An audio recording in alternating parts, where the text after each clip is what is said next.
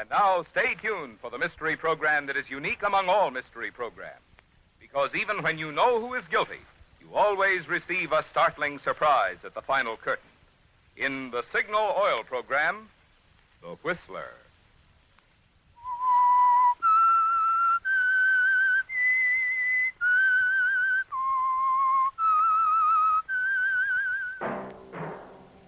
Signal, the famous Go Farther gasoline, invites you to sit back and enjoy another strange story by The Whistler.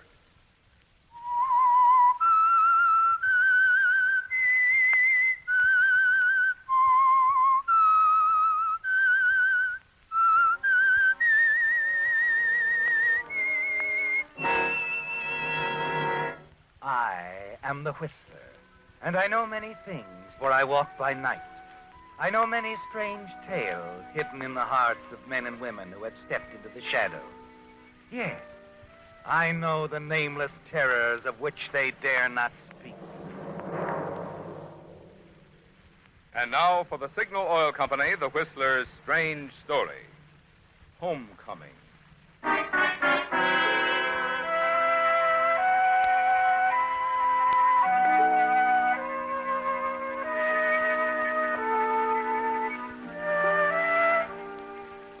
A lone car speeds up a dark country road, barely ahead of the gathering storm. At the crest of the hill, the driver swings wildly in to stop before a rambling farmhouse. Quickly he's out, stumbling up the steps and across the creaking porch. Once inside, John Aaron scurries breathlessly to each door and window, slamming and locking them. But it's not the storm that holds terror for you, is it, John? No. You're sure that a far greater danger lies in the few brief hours ahead.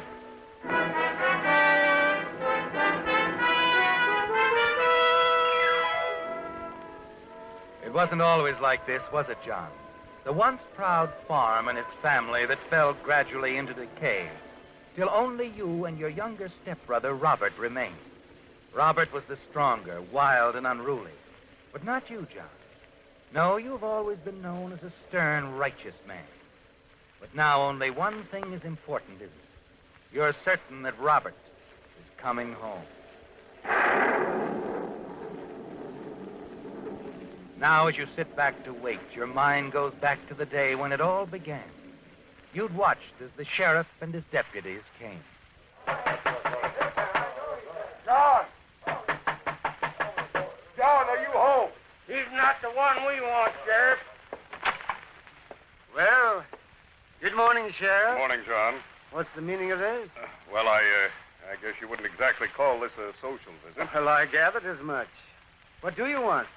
No need for talk. Come on, we'll start with the house. Okay, Johnny. Nobody sets foot in my house without the right. Now, wait. Now, hold on, boys. Hold on. Now, there's no need of that. Then let him tell us where Robert is. I don't account for my stepbrother. He's not here. John, I don't want you to get the wrong idea. I've known you and Robert since you were knee-high to grasshoppers. Just what are you trying to say, Sheriff? Well, folks are getting mighty upset about Jed Peters. He hasn't been seen since he came here to your place 3 days ago. He had plenty of money with him, too. Jed was going to buy this farm. He never did trust banks. I wasn't planning to sell. It was Robert's idea. Well, Jed's horse showed up at home without him. That's all we know. Well, I know nothing of Jed Peters. Now, why did you come here, Sheriff? Well, I just thought you might help, John. You don't mind if we sort of look around? For Jed Peters? On my farm? No. There's no offense to you. It's a job to be done. Of course, we've got a warrant. Oh, I see. You didn't need one. I'm not one to stand in the way of the law. Oh, no, of course you are, John. After all, you're the last one we'd suspect of anything.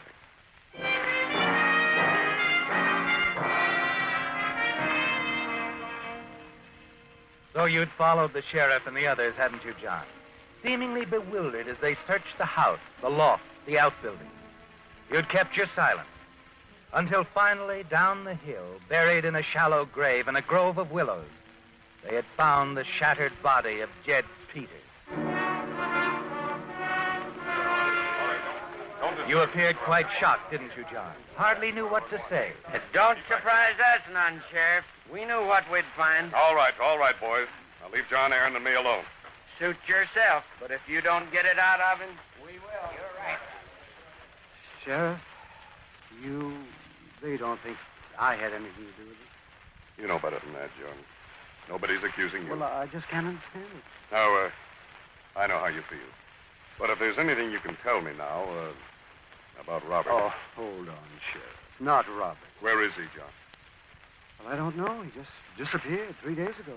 Left without saying a word. Same day Jed and his money disappeared? Oh, Sheriff. Robert wouldn't steal or kill. Well, plenty of folks saw Robert and Jed quarrel in the village. Robert made plenty of threats. Robert never could hold his tongue. But you can't be sure. No. But it looks like Robert's in trouble. A heap of trouble.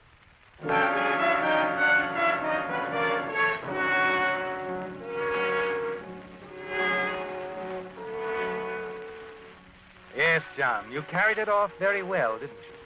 For only you know the real truth, that you killed Jed Peters. Killed him in desperation for his money. Still hidden safely inside the house, where you haven't dared touch it since. It was so fortunate, Robert's going away when he did. It seemed an admission of his guilt. And after they found him in the city, you had plenty of time to lay your plans. You made a point to be at the sheriff's office when he brought Robert back. All right, in here, Robert. John, Hello, Robert. is it all you've got to say? Supposing we set this thing straight. What can I say now? Just tell them their mistake. That's all you have to do. Robert denies everything, John. Kind of suspected he would. Well, why shouldn't I deny it? I don't know what anybody's talking about. Then tell us, Robert, why you went away so quickly without letting anybody know. John can tell you. He knew I was going. I went off to get a decent job. Uh-huh. Right at the time Jed was killed, after you threatened him. I threatened Jed. Sure I did. The old miser had John and me where he wanted us. He knew we needed the money. Yes, but we didn't need it that bad, Robert. Oh, stop it, John. You knew I was going. You were licked even if you wouldn't admit it. I was sick and tired of living with nothing but failure and decay. I couldn't face it anymore, that's all. All right, you told me that before. Because it's true. Why don't you tell him, John? Why don't you tell him the truth? I can't defend murder, Robert. Even though we grew up together. Why, you tell him the truth before I beat it out of you. Robert, stop. Tell him now. Get back there, Robert. Get back there. You won't get a chance to do that again. John, you all right, John? Well, what happens to me doesn't matter. Don't hold this against Robert, Sheriff. He already has enough to answer for.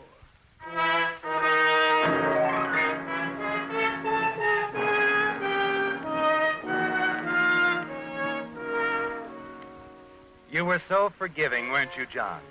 Through the days that followed, you'd walk with head bowed, bearing alone the humiliation. And all through the trial, you felt the sympathetic eyes of everyone on you. Robert sat tight-lipped, not once taking his cold eyes off you as the evidence piled up against him.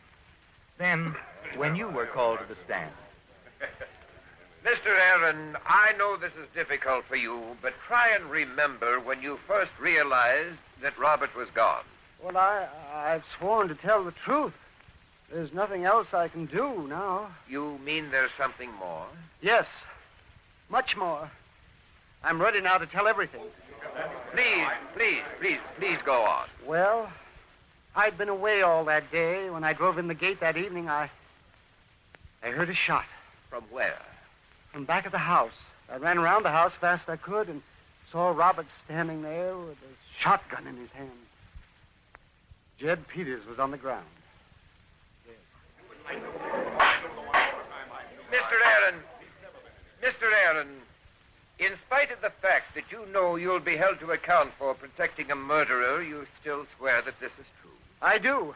I felt I had to protect him and the family name. What did you do then? I helped him bury Jed. And then I begged Robert to go away as far as he could. Did he tell you about the money? I don't know about any money. I'd tell if I did. I've lied enough. I feel I was partly to blame. If only I'd been kinder to Robert in our trouble. A little more understanding.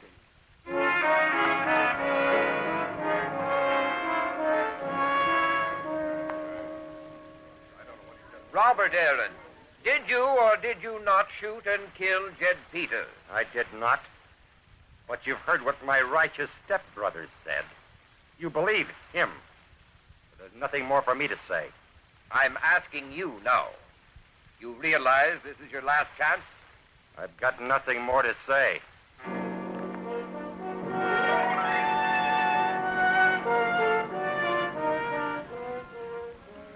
And so the trial was quickly over. And after that, the inevitable verdict. Robert was found guilty. Sentenced to from 10 years to life. All as you planned it, John. And as the sheriff led Robert from the courtroom. Come along, Robert. Not telling my grieving stepbrother goodbye, Sheriff? Well, all right if he wants it. Only for a minute, though.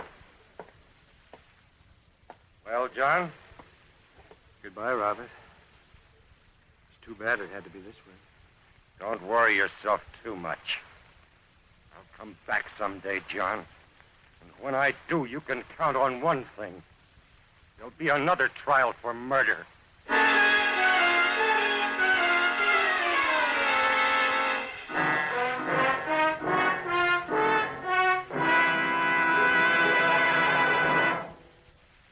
When you see a lot of people all staring in the same direction, it's only human nature, isn't it, to want to stop and find out what's attracting them?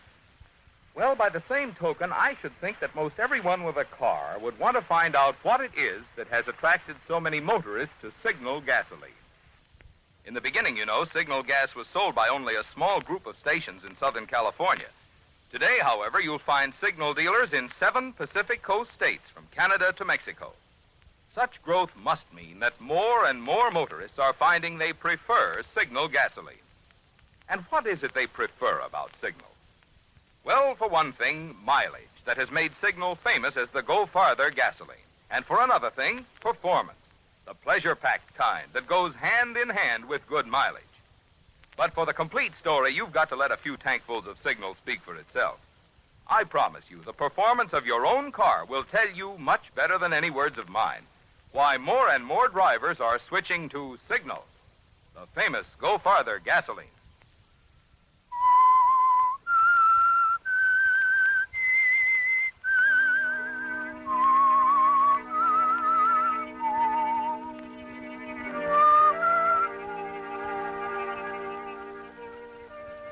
It's hard to realize that it all happened only 3 years ago, isn't it, John? Robert convicted of murder. Your own testimony had sealed the verdict. And only Robert himself suspicioned that it was actually you who had killed Jed Peters. And after 3 years, you're still unable to forget that last day in the courtroom. Robert's threat of vengeance, and your conversation later with the sheriff. You'll be wanting me now, Sheriff. Wanting you, John? Well, I'm a criminal. As much as Robert, I shielded him, knowing his guilt. Well, I kind of think it's Robert you'd better be concerned about. Every man has a cross. Well, Robert's mine. Yes, I know how you feel. It seems like just yesterday I used to visit your old place when we were kids. A lot of fun together as boys. We'd best forget it. But, John, what I'm trying to say is... Yes, Sheriff? I don't like the way Robert looked at you when you testified against him. There was hate in his eyes, John. Downright hate. Oh, he'll have plenty of time to think things over. And realize that what I did was right and honorable. Well, I hope so. But Robert was never one to forget a grudge. You're no match for him, John. Well, I'll be going now. Well, is there anything I can do? No. I just want to be left alone from now on.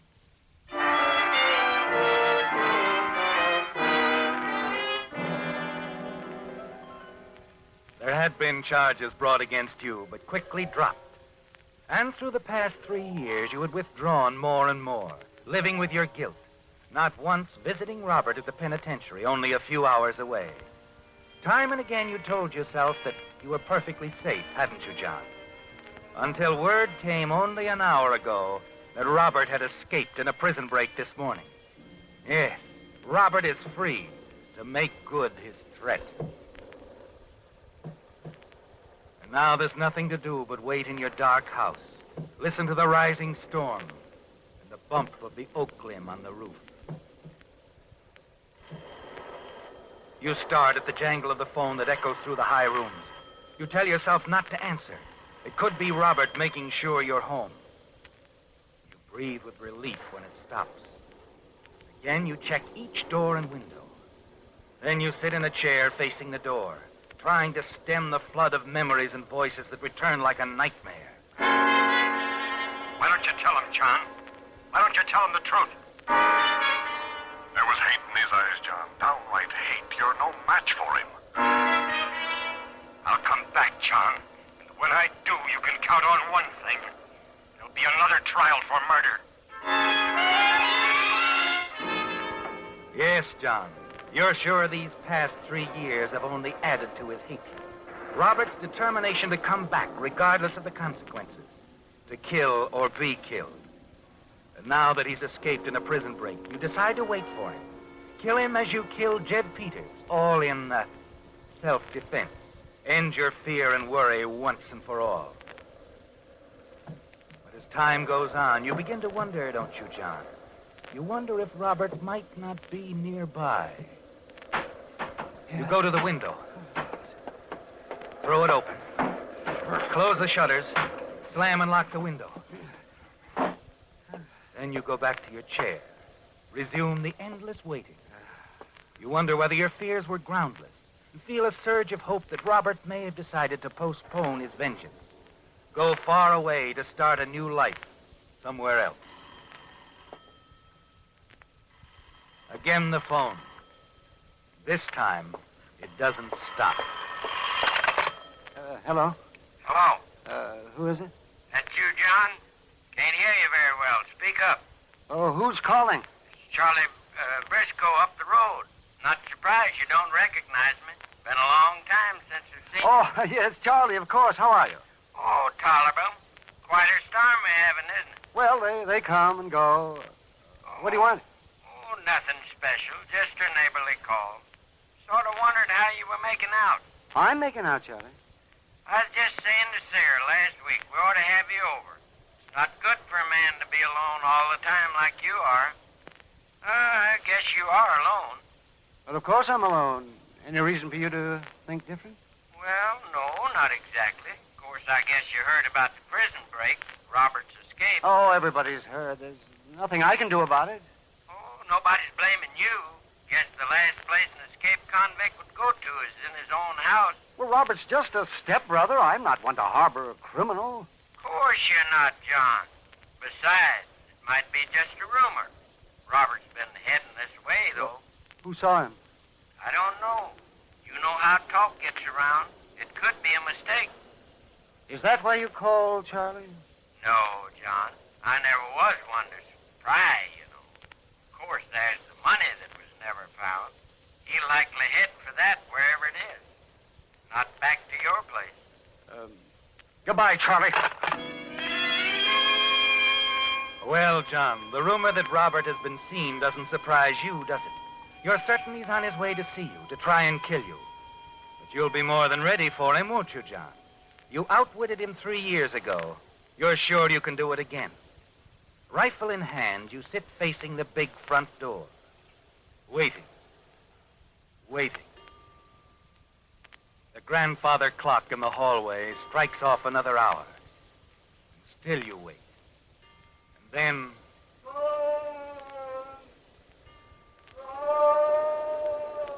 a voice, John. Or was it? You wonder if it was just the wind. You strain to hear. There's nothing more. And then you start as you hear the shutters rattling in the wind. You remember there's a back door, too, and you decide to cover that entrance. Set a trap for Robert. You walk to the kitchen. Take your other rifle from its place on the wall. Anchor it securely to a chair so that it points directly toward the back door. You tie a string to the doorknob, the other end to the rifle trigger. Loop the string over the back of the chair so that when Robert opens the back door, the rifle will be discharged. You leave the kitchen and return to the front of the house, where once again you sit, rifle in hand, watching that front door. But as the minutes drag by, a feeling of fear begins to overcome you. You wish you hadn't hung up on Charlie Briscoe when you did, that you'd suggested he drive over, help out in case Robert arrives and attempts to carry out his threat to kill you. decide to phone him again. Number, please. Operator, I want you to get me Charlie Briscoe, 136, quick as you can. 136. I'll ring him.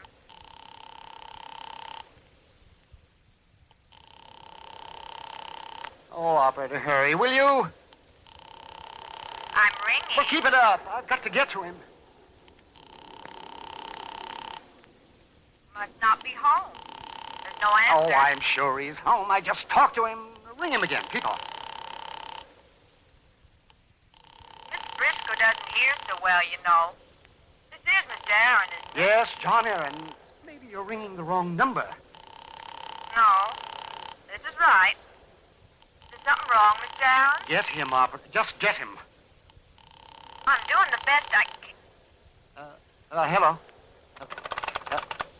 Hello! The phone's dead. You're certain this is Robert's way to cut the lines and make his return safe and sure. Oh, what? You try to call out, but your voice strangles in your throat. The sound of the branches of the oak tree just outside the house brings another memory, doesn't it, John? How as boys, you and Robert had often scaled a tree, climbed across the roof to an unsealed hatch leading into the attic. You rush up the winding stairs. Open the door to the now empty attic. You're just in time, aren't you? You hear the sound of someone moving on the roof. The steps come closer. The hatch is drawn back.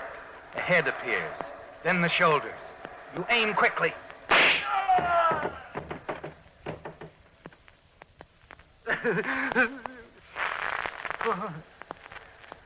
Too bad, Robert. You should have known if I killed once, I can kill again. You rush back downstairs, open the front door, and hurry to the figure huddled on the ground. Determined to end the threat of Robert for all time. I'm sorry, Robert. Sorry it has to be this way. No, John. I'm not Robert. What you... Sheriff! It's you! Yes. I didn't see any light. But I thought something was wrong. I remembered about the roof when we were But kids. I didn't know, Sheriff. I swear I didn't. I thought you were Robert come back to kill me, and now I... No. It's all right, your aim wasn't too good. Oh. Just my shoulder. I'll make out. Well, here, I'll help you here. All right. I'll get you to your car. I'll find help. No. Easy now. The phone's gone out here, but I'll get you over to Charlie Briscoe's place. All right. We'll phone Doc Wilson from there. He'll take care of you. Yes, thanks, John. I shouldn't have fired so quick, but Robert isn't one to wait. It was him or me, Sheriff. I know, John. I know. Don't worry about it. I've got a hunch they'll get Robert before he gets here.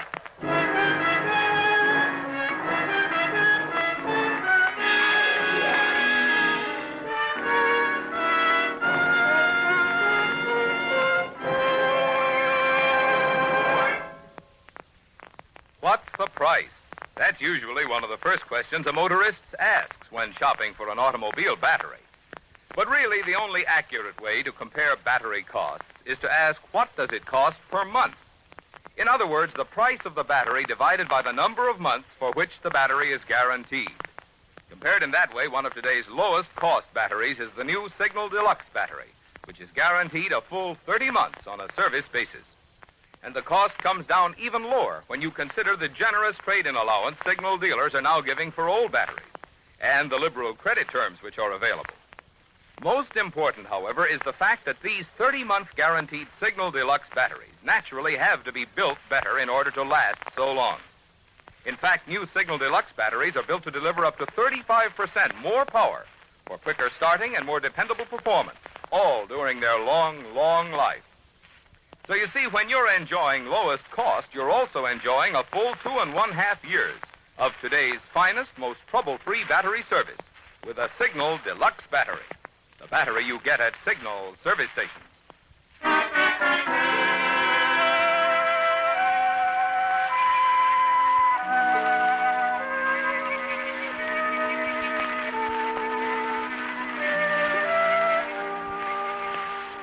It's going all right, isn't it, John? You put the sheriff in your car, rush him to Charlie Briscoe's farm, where Briscoe tells you he's just heard on the radio that Robert, hiding in a wooded section of hills near your farm, is completely surrounded. His capture a matter of minutes. You breathe a sigh of relief. Wait only long enough to make sure the doctor is on his way to take care of the sheriff, and then quickly excuse yourself. You decide the best thing for you to do is take what's left of the money you took when you killed Jed Peters 3 years ago. Leave town. Go to some distant place where Robert can never find you. You drive home quickly, but this time you play it safe, just in case Robert wasn't captured. You park down the road, run through the darkness toward the house.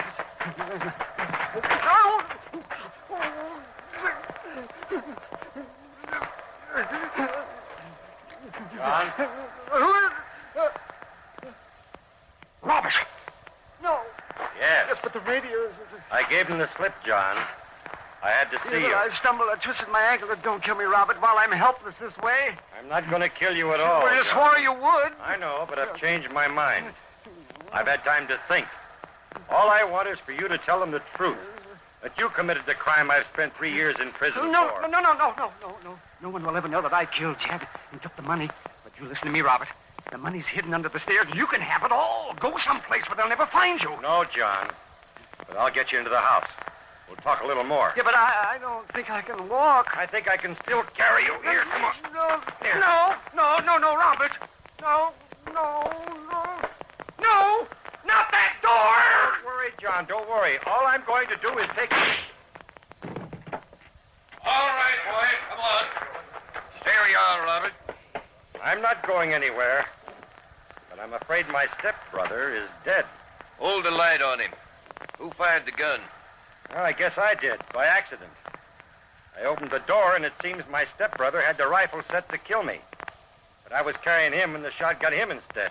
That's what happened, all right. You can see the string tied to the rifle. Don't touch it.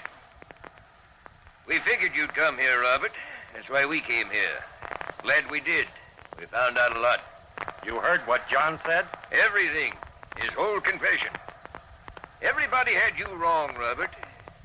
I guess this time your brother's trap got the right man.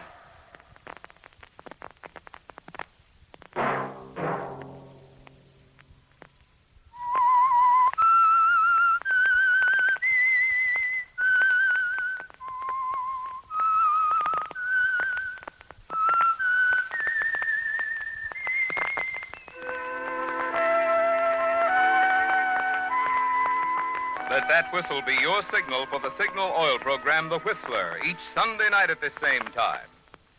Meantime, Signal Oil Company and the friendly independent dealers who help you go farther with Signal gasoline hope you'll remember. Regardless of what gasoline you use, you'll enjoy more miles of happy driving if you drive at sensible speeds, obey traffic regulations, and avoid taking chances. You may even save a life, possibly your own.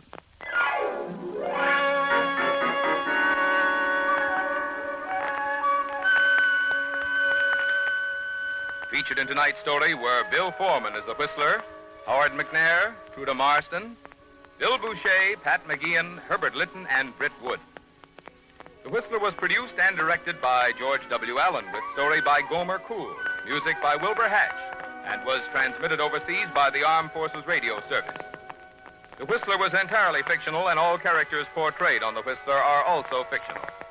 Any similarity of names or resemblance to persons living or dead is purely coincidental. Remember to tune in at this same time next Sunday when the Signal Oil Company will bring you another strange story by The Whistler. Marvin Miller speaking for the Signal Oil Company. Stay tuned now for Our Miss Brooks, starring Eve Arden, which follows immediately over most of these stations. This is the CBS Radio Network.